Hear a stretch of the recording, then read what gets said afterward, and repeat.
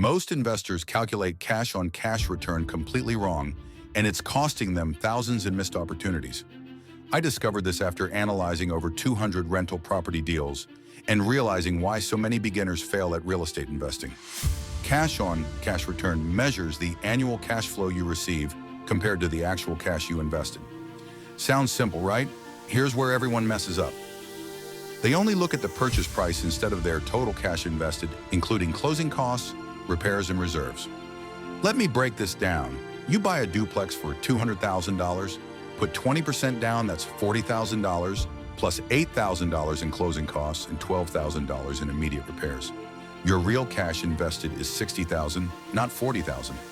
If this property generates $6,000 annually in cash flow, your true cash-on-cash return is 10%, not the 15% most people calculate. But here's the plot twist that changed everything for me. The stock market averages 10% annually. So why would you take on landlord headaches for the same return? The answer lies in leverage and tax benefits that stocks can't match. That duplex appreciates on the full $200,000 value, not just your $60,000 investment. Plus, depreciation deductions can eliminate taxes on your cash flow entirely. This is why REITs, despite their convenience, rarely beat direct ownership. You're paying management fees and missing the leverage multiplier effect that makes real estate wealth building so powerful.